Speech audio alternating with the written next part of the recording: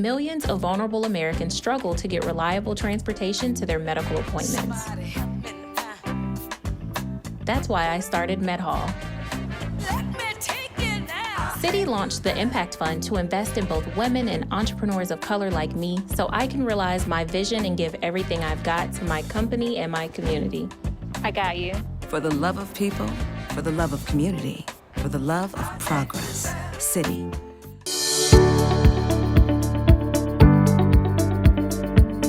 Welcome to the PaleyFest New York. I'm Jazz Tangcay, Senior Artisans Editor for Variety, and I am delighted to be your host for this special conversation honoring Succession. Thanks to PaleyFest's official card and official sponsor, Citi, for making the event possible.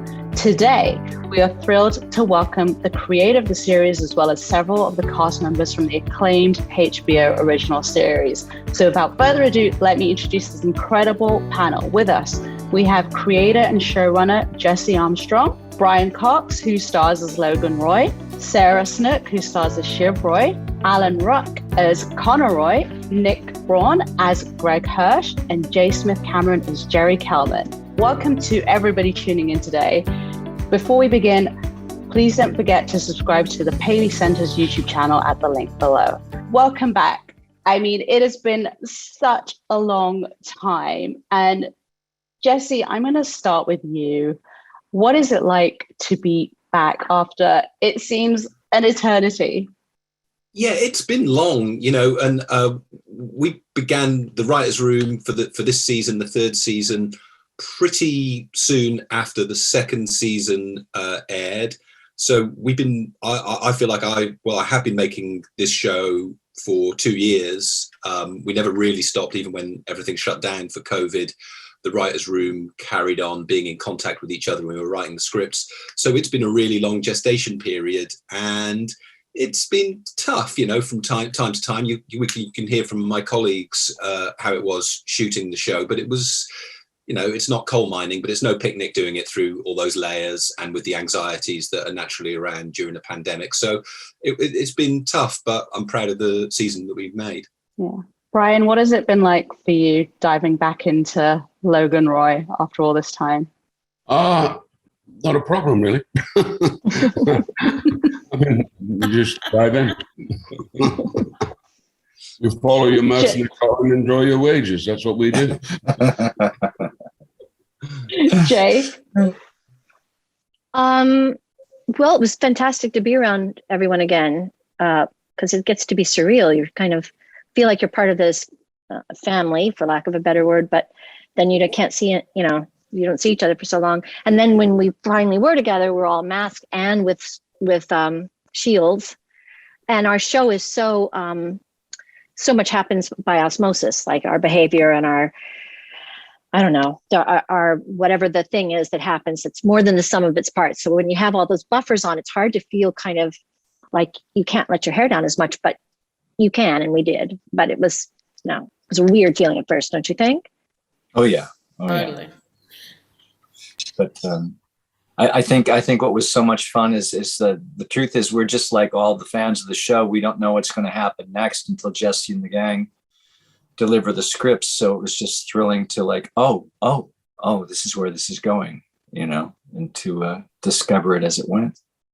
I found it hard coming back because Australia and living in lockdown for 6 months prior was such a different world to the world that we were meant to recall from a year earlier to begin, shooting again. And yeah, jumping into Shiv, I felt like she was familiar in a way that felt external of me for a little while, and I had to find a way to sort of get to know her again and remember that I am the person who plays her. I had to remember how to, be her for a bit. Yeah. And Nick, what was it like for you? I know you released a single during the pandemic too. Yeah, I mean, it was tough with my career as a musician. I was in the studio a lot while we were filming. I had a little studio in my dressing room. Always in the studio. I felt, we had so much attention from the second season, and of course there's something a little daunting, like we're going to make some more here. And I felt a little bit like Snook, like, okay, I'm going to do some more Greg here. How do I begin? But sort of as soon as you put the clothes on and you do the hair and you're around, the people that I work so well with, it becomes easy very quickly. I mean, I think when we have the masks and the shields on, I remember my first day, and I hadn't been in a room full of people ever in the pandemic. But then as soon as we took our stuff off, I was working with James Cromwell, and we just dropped right in. And I feel like that's how it was with all these guys as well. Once we took our stuff off, it was just as it used to be. Yeah. Sarah, following on from what you said, like, what was your process for getting back into Shiv after being in lockdown for 6 months and being in Australia and then going back to her? The thing that I found in the first season, which helped me most, was stop thinking about what you're doing and just listen and watch what everyone else is doing, and just to get out of my head. And that, luckily, was an easier task this time, the third season, to remember that and go, what they're doing is great. Like, just forget about what you're doing. Just watch what Kieran's doing, watch what Nick's doing, watch what Alan's doing, and listen to what they are doing, because you might not feel like you're doing your character, but they look like they are. They feel like they are to you. So just listen to them and forget, what the fuck you're doing, and it'll come. So that's how I found easier to get into that way. Jay, did you have a process for getting back into Jerry after a while?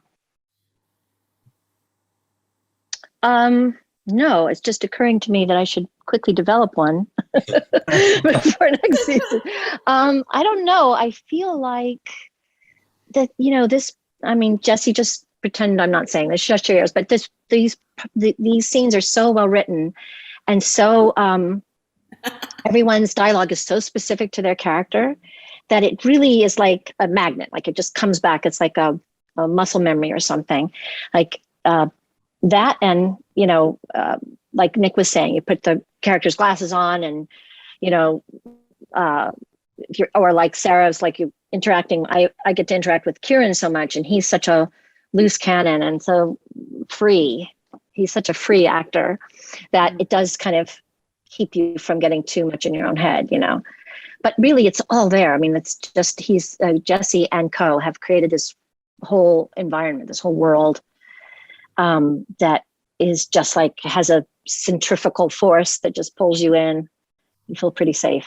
Yeah. One thing that happens, I think, in the early drafts, I've noticed it when I do my stuff, and I know other writers sometimes find this, the first couple of scenes, or when you're first getting back into it, sometimes you can feel this thing like you're writing a parody of the show, like it feels like secondhand, like you're aware of you're just aware of the show and what the show sort of means to people, and that's in your head a little bit, and it doesn't feel quite right. And usually it just washes out as soon as a bit like the actors are saying, when you start doing your work, and in the same way, as soon as you start writing the actual scene and remember what the thing is that drives towards it, it can go away. But that's a little bit uncanny and a little bit like, oh hell, are we gonna lose our thing? Is this going to become like the kind of hyper overfed kind of supersized pretend version of itself? So that's always a scary feeling you have to get out of your head, I think, in the writing. And I don't know, maybe in the acting too. I don't know. None of these actors, if they felt like that, then it never showed up. No, it's like the fear of doing an impersonation of yourself, for sure. Yeah. Or an impersonation of someone else doing an impersonation of the version of the character you've already done. And the show is so funny, and yet it's obviously a drama in its core. And I think one thing that makes both of those elements work so well is that the stakes are very high. So if you remember how, like, I feel like Jerry is like having a nervous breakdown every day in the corridors of Waystar. And if you just throw yourself into that, it's kind of, buoys you up, you know? Does that make sense? And also just like the excitement of, you know, I know that the audience have been waiting for a long time for season 3, but we were also waiting for a long time to know what happened in season 3. So like just the excitement of getting to read the scripts and going, and even if Exactly. the writers felt the way they did in the same ways that the actors did, just the excitement of going, oh, that's what happens? This is what's going to happen next? Oh, I can't wait. Yeah. Give me the next episode. Forget about the acting of it. Just let me read them. Well, on the subject of season 3, Jessie, can you tease the new season? Like, we know where it begins. We know where season 2 ended after the Kendall's press conference. We've seen trailers. I think Jerry having a breakdown somewhere, running down the hallway. Lots of insults flying around. What can you tease this audience? Well, it's we felt when we were in the writer's room that it was too, a bit like Sarah was saying, it's too interesting a place where the previous season ended for us, or if you like the show. I think that promise of a fight to come felt like, well, we didn't want to do that thing which sometimes can be fruitful creatively for people, where they, you know, have a big jump of time, and that can be fun for an audience because it's like, where the hell are we? But I think the show, you know, profits from detail, and there's a lot of interesting stuff to happen after Kendall did what he did at the end of last season, which was sort of make a public declaration against his dad. And so, you know, it was a declaration of war, and there is a bit of a civil war. That's, I guess, what at least the start of the season feels like. Just talk about what it was like writing those episodes over Zoom, because you know you couldn't have your in-person writers' room, and you know, how did you maintain that? Well, actually, we did have I might have given the wrong impression when I was talking about that long period of delay. We'd actually just finished our writer's room. We were all off writing our scripts in March. I think that was maybe when we were planning to all pick up and start shooting. And when the pandemic really, you know, it became evident that just things weren't going to be able to continue as before. So I would find it, I think, almost impossible to do the kind of room which we do over Zoom. But luckily that had finished, so we were able to work on the scripts.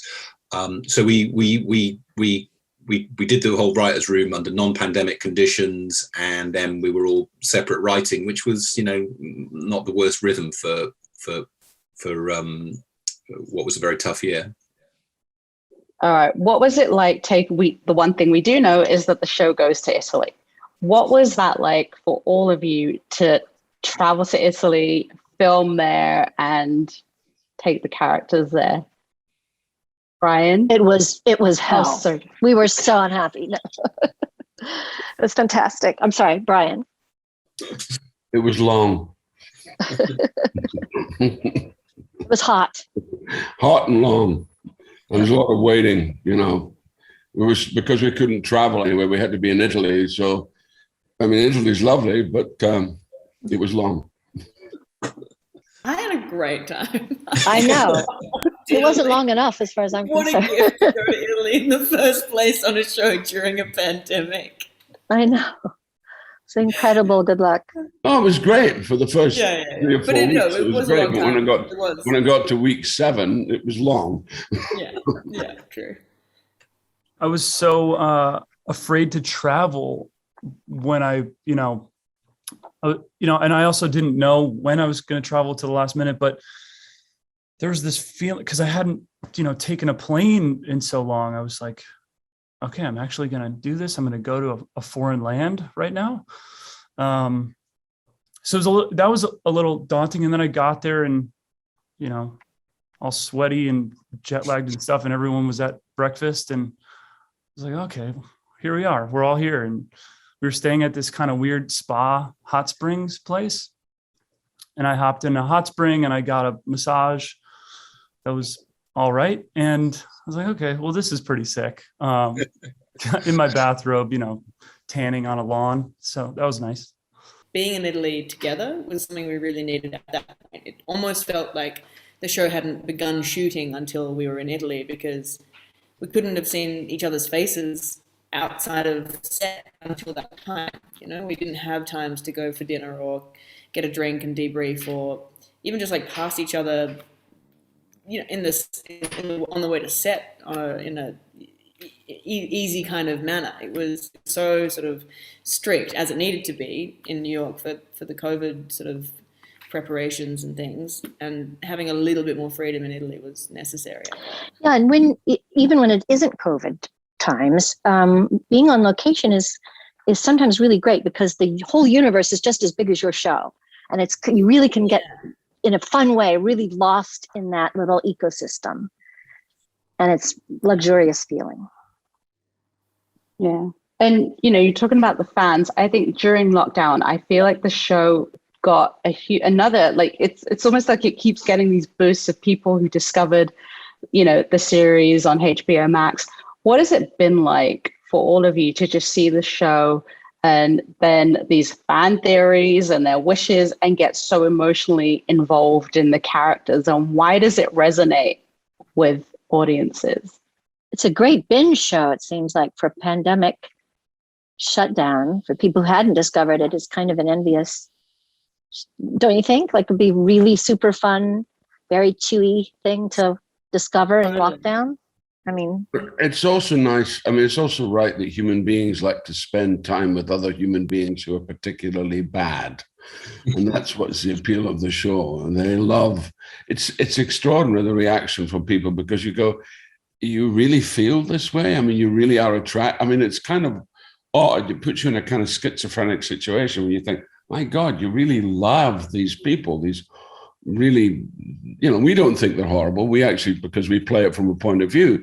But when you're objective, you think, hang on, you really, there's something about the whole zeitgeist of the thing, which is kind of extraordinary, really. I think a lot of regular folks love to see the uber rich suffer, and it's like money will not fix you. And so I think a lot of people are like, oh, these people have everything and they're still completely miserable. This is fun, you know, just to watch them self-destruct, I think. Yeah, to that point, I think we have obviously a huge budget and we have all these big, beautiful sets. But I think it's kind of amazing that nobody really enjoys them. We don't see them get on their private plane and they're like, oh, sick. Like, here we are on a private plane. I mean, I think I like playing Greg because I get to do that a little bit. I get to enjoy the spoils, but for the most part, it's, you know, all of these interrelationship dramas happening just with the backdrop of something really amazing or, you know, expensive. And we don't glamorize the wealth, which I think is a lot of shows about rich people. It's like, oh, that car, oh, her dress, oh, that hairdo. But we don't dwell on that stuff. It's just the miserable relationships. I was just going to say, like, in terms of the audience reaction and the our experience of it, I don't know, but I feel like we've been fairly insulated from it in a way, and maybe I've felt that a little more because I finished shooting and came back into lockdown.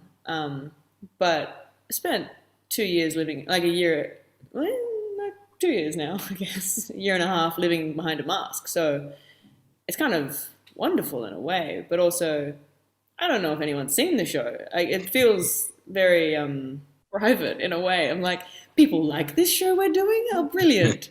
Has anyone seen it? Oh, more people? Great. Apparently. I don't meet anyone who has. Then you're in Australia. Yeah, you are over there. You're not going to actually bump into people in Australia, are you? You're upside down, first of all. Yeah, we're walking on ceilings over here. Yeah, not allowed 5K from your home, so.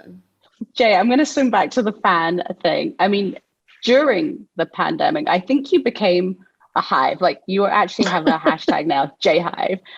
What has it been like for you to just see the adulation? And there is actually fan fiction for Jerry and Roman. That's how much people are invested in this show. What does the fan fiction about Jerry and Roman say? Don't I go. don't. Do not. Okay. Google it. I dasn't.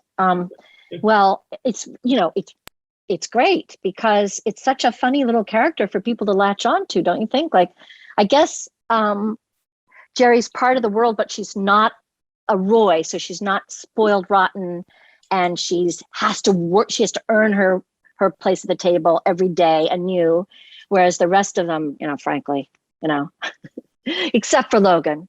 Logan is quite good at what he does, but certain other people, never mind. And not Shiv, but I'm talking about my little protege in the story. He's kind of a loose cannon. So, but I think that maybe I'm just thinking why Jerry is maybe relatable for people, because she's, and also I think maybe there's pleasure in seeing someone who is good at their job, but also, for lack of a better word, vulnerable. Like I said earlier, I feel like she's always a nervous wreck.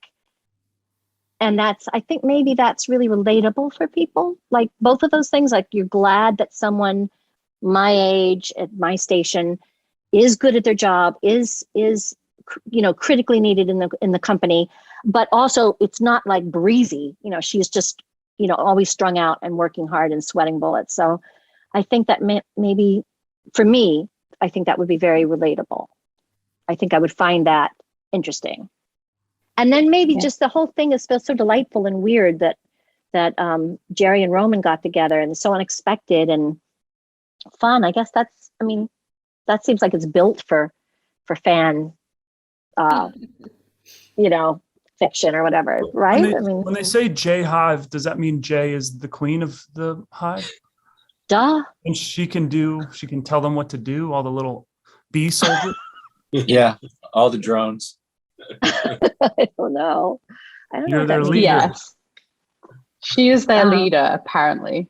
So the character as well is so badass. Like she's also the most seemingly capable of everybody up there. Also somehow still outside of the crosshairs. And she knows where all the bodies are buried. All this for 30 years. And yet still somehow has this like underdog nature that I think makes an audience wants to root for her. Should Jerry be CEO? Of course. What do you think, Logan? I think the great thing about Jerry and Jay, both, is their constancy. I think that there is something incredibly constant about it. She's possibly the most constant person in the show.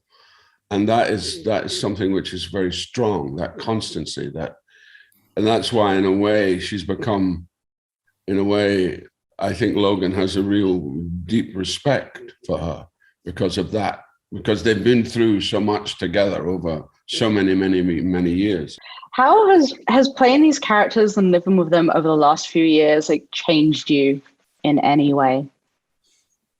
I've become terrible at swearing. I'm now swearing a lot, and I used to swear, but I really swear a lot now, and I think that's I've got a Logan disease of swearing. Maybe we all have that to varying degrees. I feel maybe a bit desensitized to luxury. It's not quite the same. We are going to, castles and palaces and, doing things of luxury.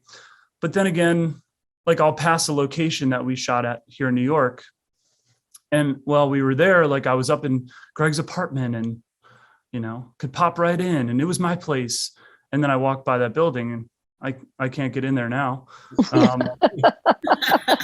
I can't afford that place myself. So it's a little bit of this, a little bit of that, but that's really maybe a bit desensitized to it all. Yeah. One of the things I wanted to bring to Shiv was that she, and growing up wealthy, I think was what created this, was that she felt that she deserved to be in any room that she was in. And partly that was because she could afford to buy the building. So, if you're not going to want me here, then fine, I'll just buy the building and kick you out, sort of thing. And there's a confidence that kind of comes with that a little has rubbed off on me, and that like part of just feeling like you belong somewhere is believing you do.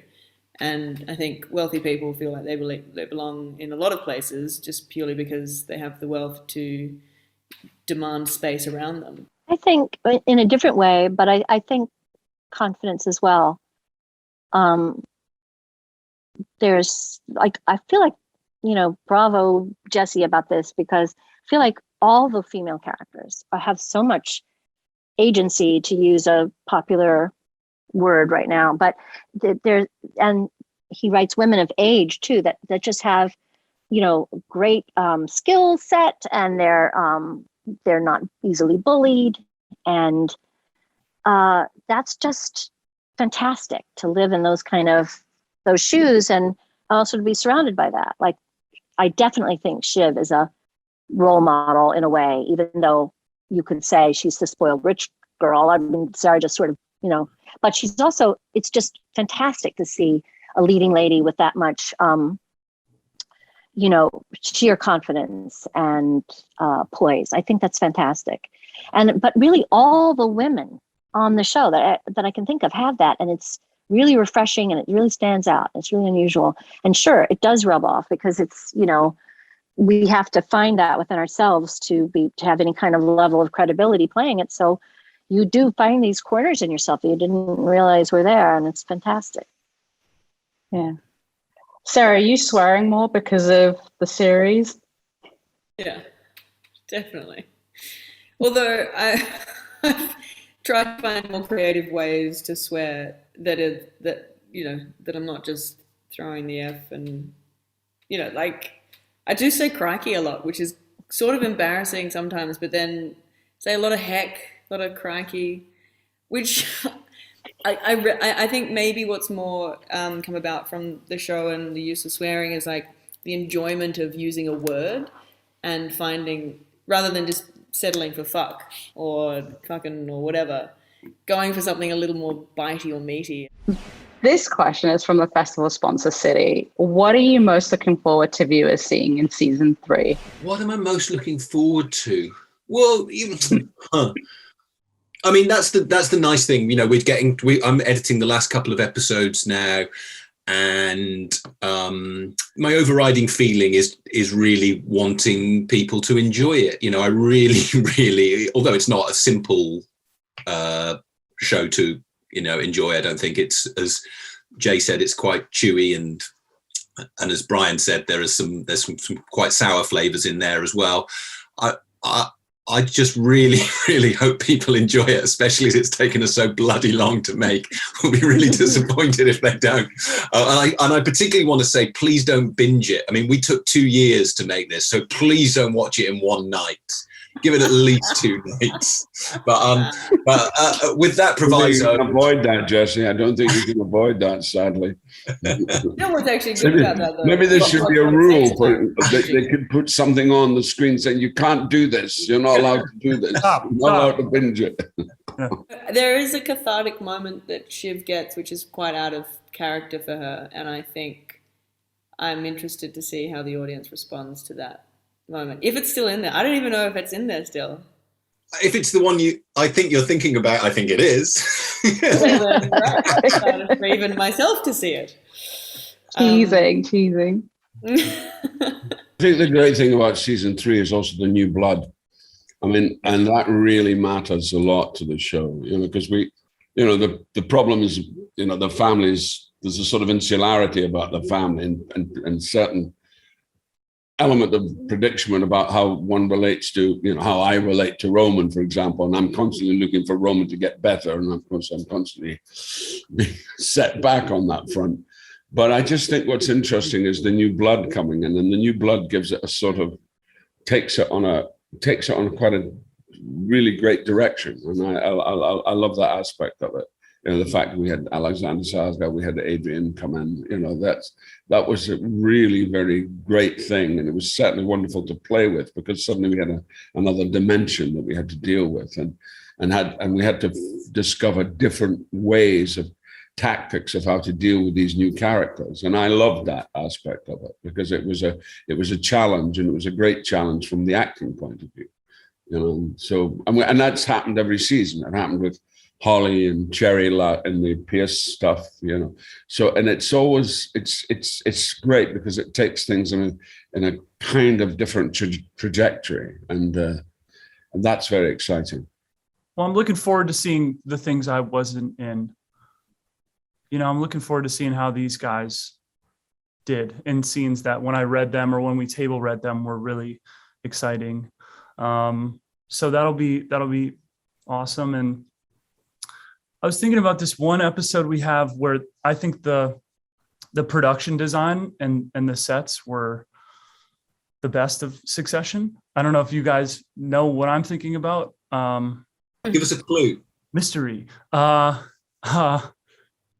Is it a party? It's a party. Yeah. Oh, right. Yeah, they were amazing. It's a party. Yeah, it was just, I don't know. Us walking around touring this set was like, to me, mind blowing. It's magic, and like the time frame of which to create that as well did feel like magic. It was very quick. They had to put it together, and just little details that I hope people see in the background of things.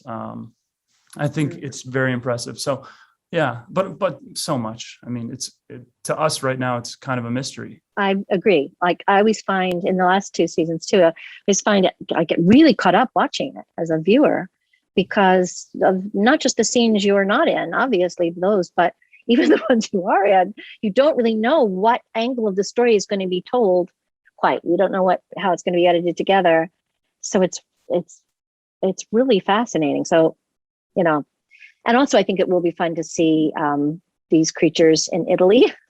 It was very beautiful there, almost gaudily beautiful sometimes, and shiny and hot and, over the top sort of. And I think that's going to be really fun. Yeah, definitely to see people who, consistently are underwhelmed by beauty in a way that they don't step onto a private plane and go, oh, wow. And notice. This is exceedingly beautiful, and yet they are still the Roys.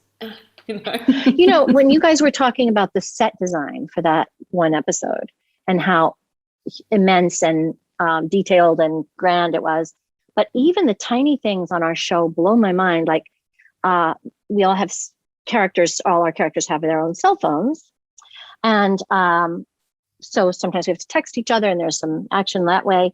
And I was kind of playing around on my prop phone, and it was, there was a whole text exchange in there that someone had written. I think maybe Tony, but I don't know. And I was like, this is fantastic. And I was really reading the text conversation that my character is having with another character. And then I started looking in the contacts.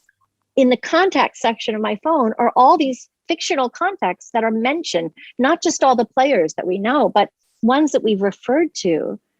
Amazing. It's fantastic. Like the a care of detail in our production design and our set dressing and our props is mind blowing. And it really makes you feel like you are in the land of make believe. When you're there, you really just can get swallowed up by it. It's fantastic.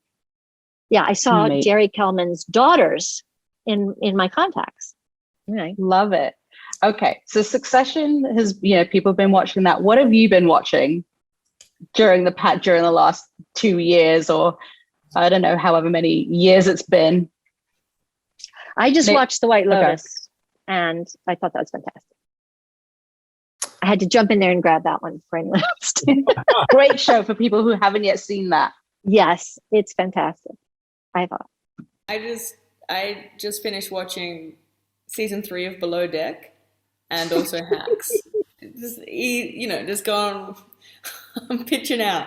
I'm like, Hacks was amazing. I loved it. Gene Smart, it's extraordinary. Wild. Has anybody seen Alone?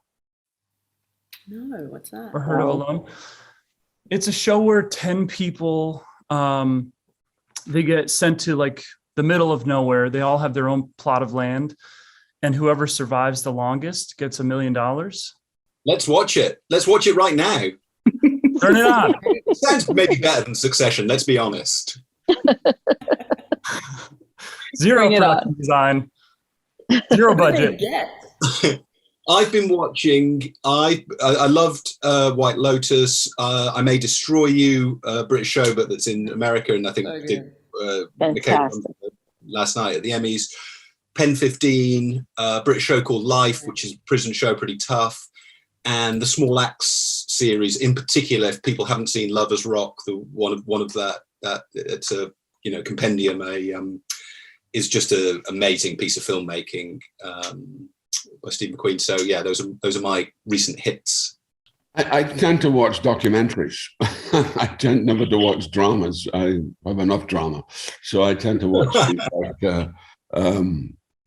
as I say, the Ken Burns, who I think is the godfather of American culture, and his show, the thing about country and western, is just brilliant, absolutely brilliant. It's 8 episodes, and it's incredible, and they're hour and a half. But the detail and the, just the whole history of and the struggle between bluegrass and country and western. And the other thing, my little treat the other night was to watch a thing called The Three Kings, which is about Jock Stein, Bill Shankly, and